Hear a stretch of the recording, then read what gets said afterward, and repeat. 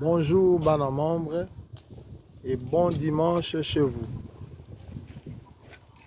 Ezali ngai wa bino, ndeko na bino, compatriote na bino, na kombo ya Bruno Bula, FO Perso, gouverneur. Gouverneur ya ba Tshisekediste na ya ba Félixois. Bandeko na ye na lombangu naza na temps mingi te.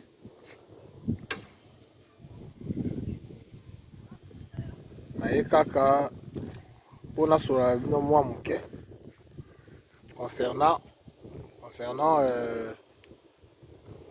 makambo oyo ebatama oyo ebombana mpe mikolo oyo tolamusi yango mwa moke. Totelemisi yango mpo ezali normal te que parti UDPS oyo papa Tshisekedi apesa vi na ye mobimba oyo makila ya bana mboka etanga surtout ya jeunesse congolaise batangisa makila na bango tout au long ya parcours ya lutte ya papa Etienne Tshisekedi avec son parti l'UDPS. Nyonso ezalaki po na koluka bien-être ya peuple congolais pe na komema mboka na un état de droit po dictature esila na mboka. Bandeko tomona UDPS à plus de 30 ans de combat, de lutte. Ndenge ba jeune, surtout ba jeune, pour lelo ba jeune ebele bazali soute, même sous bazali. Mais basi ba comme ba père de famille, ba mère de famille. Mais c'est inconcevable pour mon a été UDPS et comme na pouvoir, UDPS et bimisi président de la République. Mwana mboka Félix Tshisekedi Tshilombo. Oyo azali kokamba ekolo. Oyo azali moko ya biso, ya parti na biso UDPS. Et en plus azali lisusu mwana fils biologique ya papa Etienne Tshisekedi, les sphinx de l'humité. Ndenge bazala ko benga ye le père de la démocratie,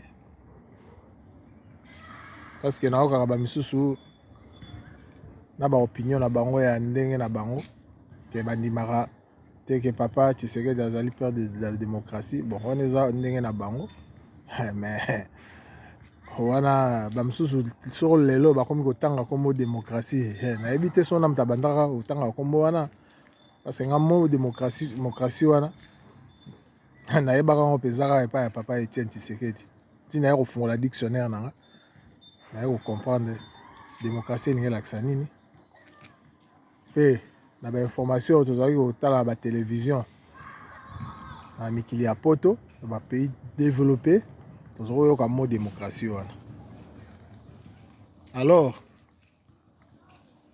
na ye awa lelo mpona likambo ya bacombattant oyo bakangamaka na affaire Kamwina Nsapu. Boyebi yango bacombattant wana toyebi ndenge basambisaka bango elekaka en direct de la télé de la RTNC ntango wana Kabila aza nano avant ezalaki un an avant l'élection présidentielle il y a 2018. Parmi les combattants, on a toyebi bakangaka ebele, bakangaka pe leki na ngai, petit na ngai, Jeko Beya. Baleki na biso mususu ba Christian Lumu. Na mususu oyo ti lelo oyo. Soko lelo na ye ezali po na ye. Christian na ba misusu Christian wana bazako benga Christian Tshisekedi. Yango bomoni mikolo yo na Facebook to telemeli likambo wana parce que ba misusu ba bima jeko be abima na sepela Christian Lumbu abima na sepela po bana wana baleki na ba pesa nga mawa nazalaka na mawa ta naza ko mona bango baza ko samba bino moko boyebi pouvoir wana oyo eleka naza ko kamwa lelo oyo bato musu bazoloba ke Kabila azonga bandeko ngala sala 12 ans na yaka Congo te bandeko kombo na ngai tozali ba combattre belé ya diaspora ba kombo na biso ba tia yango na aéroport ngai kombo na ngezalaka bato bayebi komba na nga bayebi ba publication na ngai nazalaka sans pitié nyonso wana ezalaka kaka pona koluka ko chasser régime wana yango totiaka mutu bakata nga kuteza ya kosamba te ba publication na ngai eyebani bato bayebi ngai pona komaka kokoma na video eza ndenge moko te bandeko na video so oke na YouTube okomona nombre de vues ok ata na ba Facebook okomona nombre de vues batie ba nombre de vues na biso elekaka jamais ba 50 000 omonaka ba 50 ba souk en tout cas maximum ba 30 pour comme ça 100 000 ezaka muke mais ezaka toujours c'est une bonne chose pour ba nombre de vues mususu ekendaka na ba WhatsApp wana yebanaka te mais kokoma bandeko okomi kaka finga mutu koma kaka insulter kaka mutu otie kaka neti mutu okanga na yebani mingi na Facebook wana na koma kaka eloko moko omona ndenge bato bakotanga ngo mbala moko biso ozwa ba risque wana ngai yo nazwa risque wana j'ai des amis là ba amis misu ba officier supérieur na armée mais c'est des amis d'enfance bayebisaka ngai yo Bruno komekaka koniataki sasa te lero ya Kabila aza Bruno moko azosala na DGM bazosala na DGM série moko boye ntango général Liwanga ayebisa ngai Bruno komeka kotia makolo kisasa te ngai abi wi nayebi abi parce que nakozala na moyen ya ko intervenir te président Félix ye moko tant azara président ya UDPS autaka Kinshasa aye toye yame na gare du midi awa autaka akitaka na France na Air France to yame na gare du midi tozaka na ba maman Denise toaki wana na ba petite sœur ba Rachel Kabena Madova la marraine que je salue na moni azongi na Facebook soka kendeki wapi tozalaki suna banani tozalaki moi nombre na petit nanga Jano Kabuya tozalaki wana toyambaki président Félix alors tango président Félix azobima toyambani nani tozo se diriger siko vers sortie à gare du midi il fallait ba accorder interview na petit frère na ngai leki na ngai Jano Kabuya alors avant tant tozo tambola tozo kende ngai nazo sola na président Félix maman Denise ayi pemene nanga président Félix ayebisinga gouv yo komeka kokende kisasa te komeka kokende te po bato wana yo il faut tobatela yo bongi makambo président Félix ayebisanga yo il faut tobatela yo komeka kokende Kinshasa te po bato wana baza bato te nga na biso te na kokende te d'ailleurs nazaka kutu na idée wana te pendant lutte oyo nakende mpo nasi nayebi bayebisanga bi nasi nayebisi yo yango ngaka crainte na ngai ezalaki nayebisaka président Félix nde kaka tozosola na ye ngai bi papa nanga asa koli akomi mokolo azalaka quand même mokonzi kala lere akasavubu akomi na 90 wana azalaki so na ba 94 ans 95 ans 94 ans comme ça ngabi crainte na ngai ezalaka kaka nalingaka namona papa na ngai ata mbala suka mais ça fait longtemps namona ete depuis 2012 akendaka suki sasa te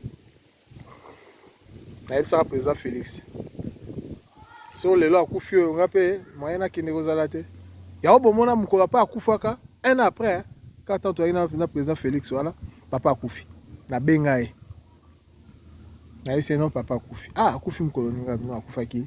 Akufi ka lelo. Ezala samedi moko. Abisinga basi bakundi nga bite bakundi na nte. Akufi ka lobi. Akufi ya na butu ya lobi na tongo ya na butu ti abisinga bon. Nga pe nazo ke Kinshasa lobi nazo zonga lobi dimanche. En tout cas, pesanga programme, je vais assister aux obsèques. C'est ce qu'il m'a dit. Bon, nga abisinga bon nga za ba numéro na Kinshasa te abisinga nazo tindela oso dosis. De solo là. Tant solo là, président tindela nga 2 numéros na ye. Mais ça a de préférence comme la rangaï. Tant que dimanche, na legisi, lundi, na comélie, na PC programme que matanga et gozala na place boye na Fikine, na pavillon 12 trop. Abi bon, j'ai message bien reçu. La fanda. Donc bref, la base aboye ba image même na YouTube ni président Kenda.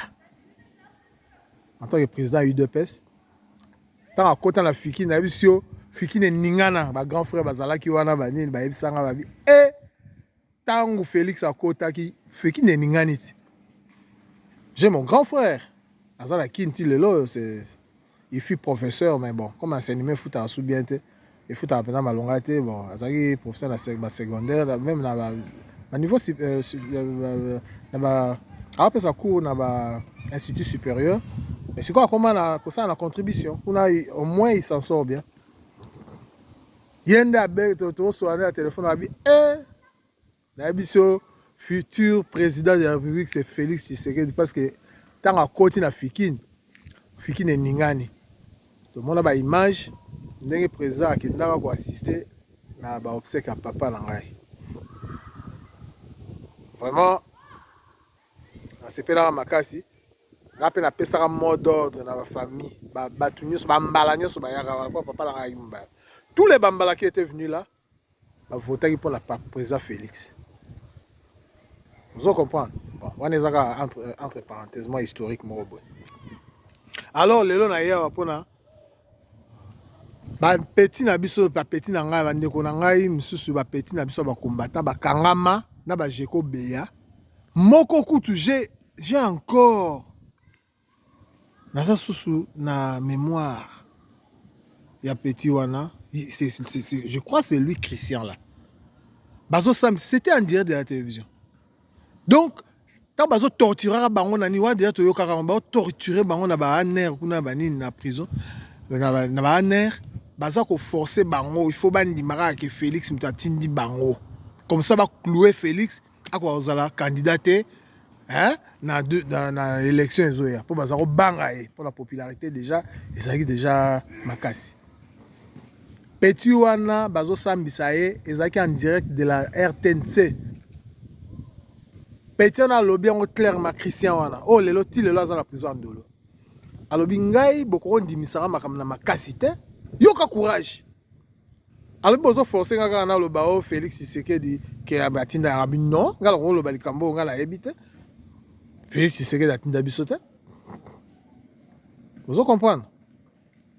Donc ba petit ma ça beaucoup te yaki beurre mais ils ont un dossier mususu hein bon longue histoire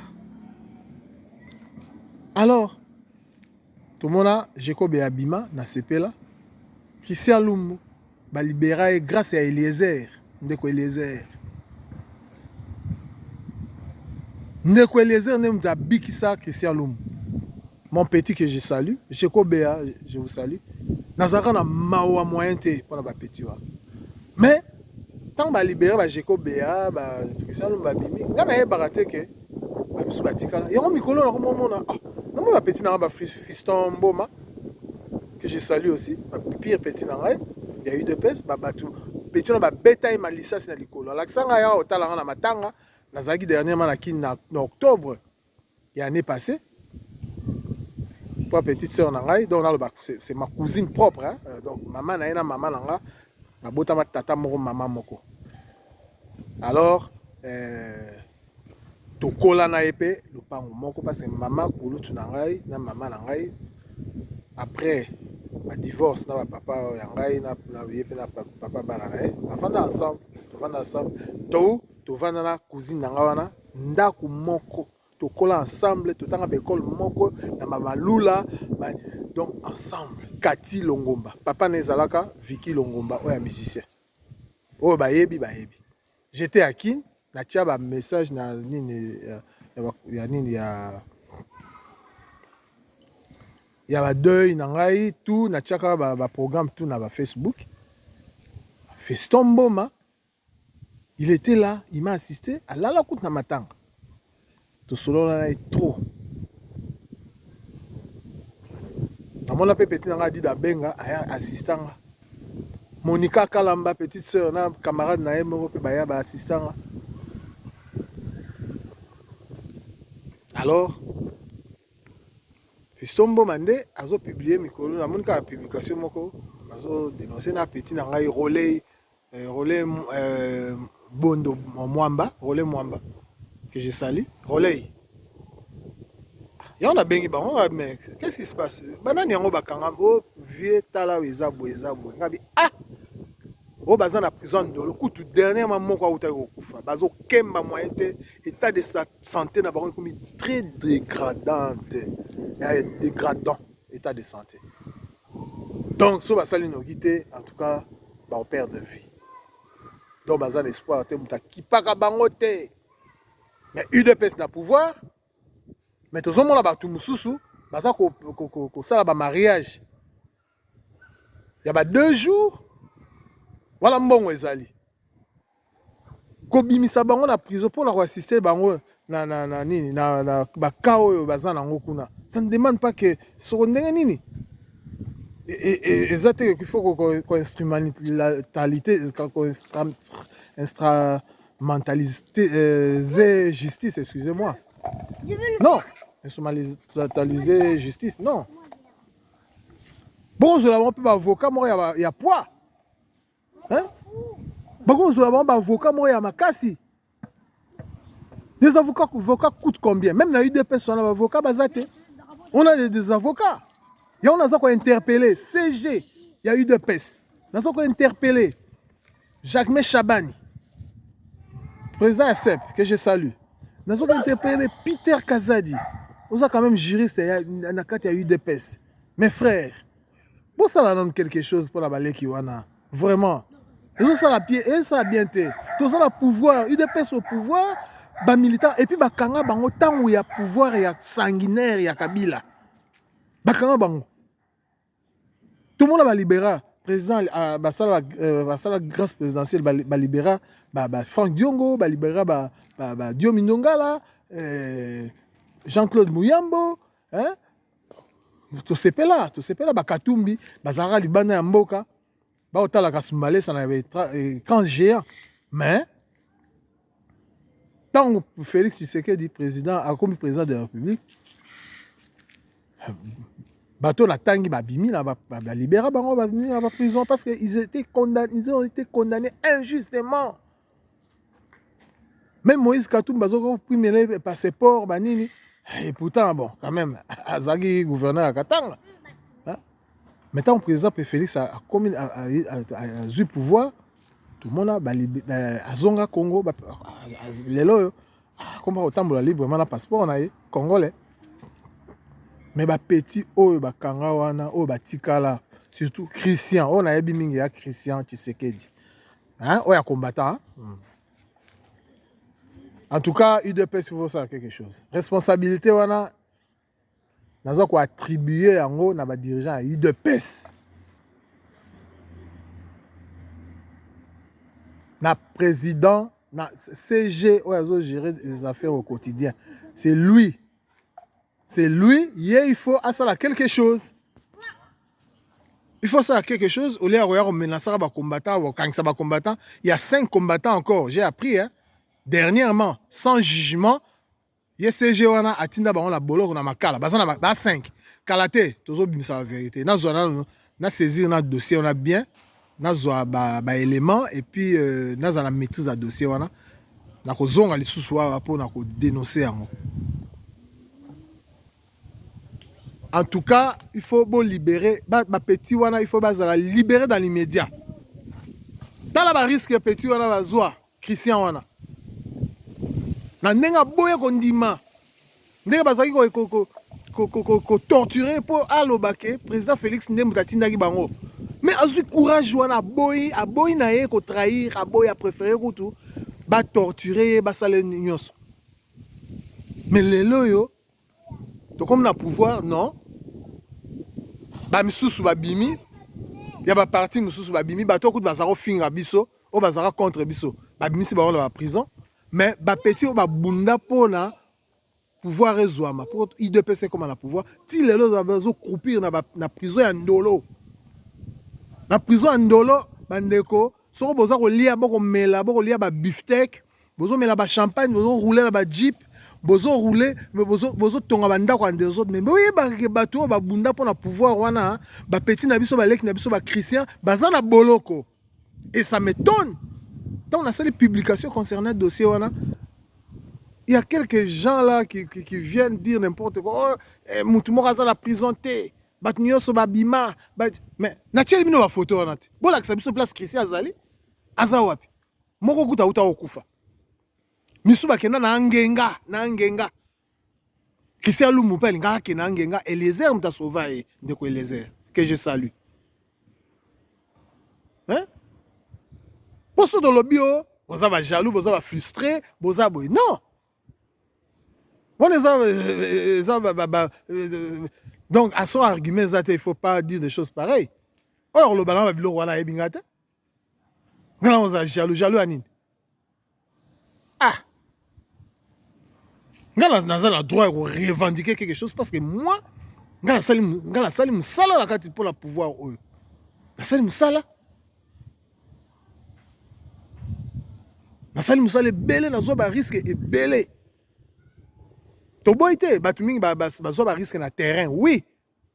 Et bon ba risque yo komaka batu combien de personnes batu belé ba kota la prison pour la publication. Au komika likamora mystique pas OK, ba journaliste belé dernièrement ministre Didier Boudimbo. Ba accusa qui est na ba makamu boye. Ba journaliste nous ba qui inquiété. Vous comprenez que sali ba article ba ninga pe oyo na partager ba article wana croyant que c'était vrai.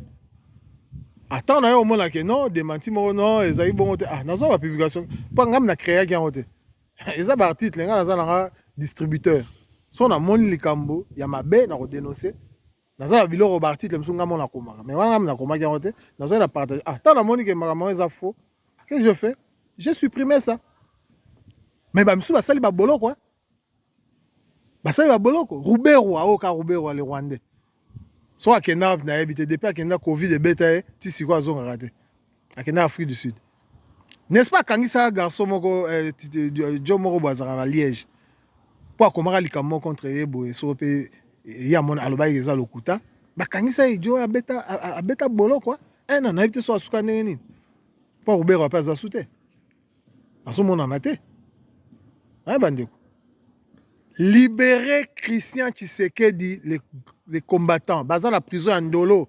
La prison en Ndolo, vous avez lié bien, vous avez beefsteak, vous avez mela. Mais vous avez baké, vous avez la pouvoir, passe par pouvoir, vous avez bino lelo, vous avez dondoa. Bazan la prison en Ndolo. Vous comprendre? Oui. Bazan la prison en Ndolo. Il y a moyen de les faire sortir de là. Baza na famille, misu baza na peut-être na bana, baza non, c'est pas normal. Bon mutuloko la ngai na ko accepter biloko ndengwana te. So na zali na kata système, jamais. Quand on a le pouvoir, toza na pouvoir na UDPS et ba membre ya UDPS baza na boloko. Quand on a interpellé le responsable, le dirigeant du parti UDPS, de voir où on est à Bango. Pour la monnaie, ils ont des Félix, ils ont présenté, président à la présidence. Ma pétuelle, ils sont membre de la présidence, ils sont membre de l'UDPS.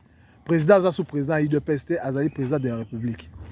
ne faut pas fuir des responsabilités. Ce n'est pas à Félix Tshisekedi d'aller instrumentaliser la justice pour libérer ces... Non.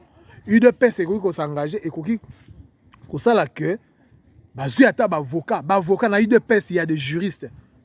Juristes vont intervenir. J'interpelle mon frère Peter Kazadi pour la juriste. Na Jacques Chabani. En tout cas, bon ça là quelque chose pour la petite wana. Bon ça là quelque chose. Parce que nga na olembate na d'ailleurs nasina bandi na bako banda ko pupola na ko lembate ti ba petite wana ba robima. Na ko tika tranquillité, na ko tika bino tranquillité. Non, trop c'est trop. Trop c'est trop. Attends, jouissance en haut. Ah, non. Malheureusement, quand on a eu un marambote, on a eu bagité. Le roi n'a eu bien, on a tika na bako. Tous les jours, on a publié. Il faut pas libérer Bango. Il faut faire libérer Bango. Dans la prison Ndolo. Ils vont mourir. Et vous, vous êtes en train de boire de champagne, de faire de fêtes. Il y a 2 jours. Hein? On a habité la fête, on a fait, on a habité. Pour nous, on aura un avocat qui engagé. Procédure, pour la libération de Bango. Personne, a bimate. Sont commis, au meka au dénonçant au boye. Allez, Bango tindelo jalelo ba ya koko. Jalelo a meko ya aye ngai na na bloqué au kambala moko. C'est comme ça. Je m'arrête là pour le moment. Maman Thérèse Kolomoni. Avanza yo au télémela qui m'a rambozo au télémela appelle likamboana na groupe WhatsApp. Continuez toujours na boulot na yo wana. Yo mo yebi kanga système. Soko ka osali audio so nini tindelanga. Nga la beta kango na WhatsApp na niveau ya kosakana te. Na beta kango penza donc na kabola kango e panzana ka pena Congo mobimba. Sergent Mokreke c'est courage, moi la membre. Courage et si que vous allez. Bon, là-bas, le président a trouvé solution pour la Likambadouane, pour les cher trop, lobby. Petit relais Bondo. En tout cas, merci beaucoup. Même moral. Petit fiston Mboma, même moral. Adi Dambenga, même moral. Mireille Monica Kalamba, même moral. Et Meloanzi, petite sœur, même moral. Ma petite nangagnon sur la UDPS. Et Jekobea, courage, il faut changement. Kissia Baka, courage. Gabana Mwanza, courage. Vision Fati. Bon, merci Nabanza pour la lelo na sukiawa. Mais il faut bouger. Merci. Bon dimanche chez vous.